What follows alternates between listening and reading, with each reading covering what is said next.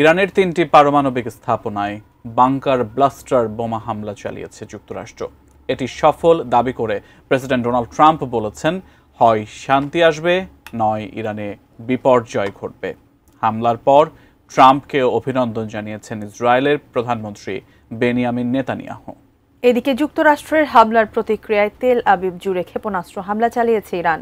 অন্যদিকে এবার ইরানকে সমঝোতার টেবিলে ফেরার আহ্বান জানিয়েছেন ব্রিটিশ প্রধানমন্ত্রী কিয়ের স্টারমার।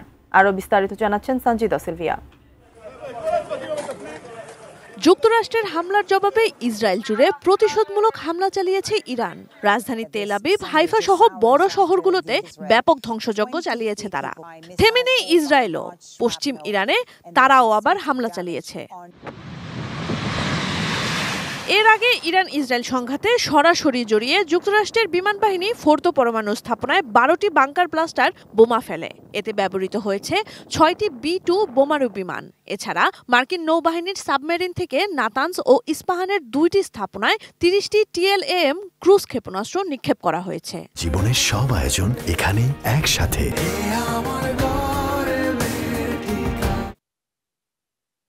ওয়াশিংটনে স্থানীয় সময় রাত 8টায় নিজের সামাজিক যোগাযোগ মাধ্যম ট্রুথ সোশ্যালে হামলার ঘোষণা দেন প্রেসিডেন্ট ডোনাল্ড ট্রাম্প। এর কিছুক্ষণ পরই হোয়াইট হাউস থেকে এক ভাষণে ট্রাম্প হুঁশিয়ারি দেন, ইরান শান্তির পথে না আসলে আমেরিকা আরও লক্ষ্যবস্তুতে হামলা করবে। ইসরায়েলি প্রধানমন্ত্রী বেনিয়ামিন নেতানিয়াহুকে ধন্যবাদ এবং অভিনন্দন জানিয়ে ট্রাম্প বলেন, যুক্তরাষ্ট্র ও ইসরায়েল এক হয়ে কাজ করেছে। হামলার পর মার্কিন প্রেসিডেন্ট ডোনাল্ড ট্রাম্পের সঙ্গে কথা বলেছেন ইসরায়েলের প্রধানমন্ত্রী বেনিয়ামিন নেতানিয়াহু।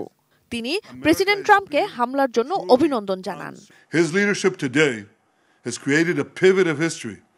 ইরানে যুক্তরাষ্ট্রের হামলাকে বিপজ্জনক উত্তেজনার বহিঃপ্রকাশ উল্লেখ করে জাতিসংঘ মহাসচিব অ্যান্তোনিও গুতেরেস বলেছেন, ইরানের ওপর মার্কিন বল প্রয়োগ নিয়ে তিনি গভীরভাবে উদ্বিগ্ন।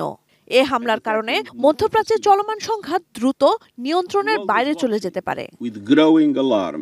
ইরানের পররাষ্ট্রমন্ত্রী আব্বাস আরাকচি বলেছেন, এই হামলা জঘন্য এবং এর পরিণতি দীর্ঘস্থায়ী হবে।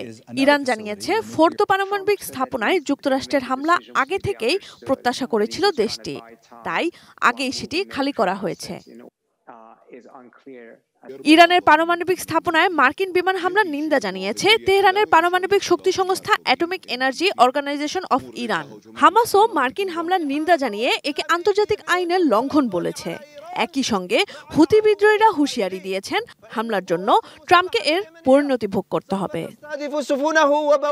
অন্যদিকে বিশ্বজুড়ে জ্বালানি তেল পরিবহনের প্রধান রুটগুলোর একটি হরমুজ প্রণালী বন্ধ করে দেওয়ার হুঁশিয়ারি দিয়েছে ইরান।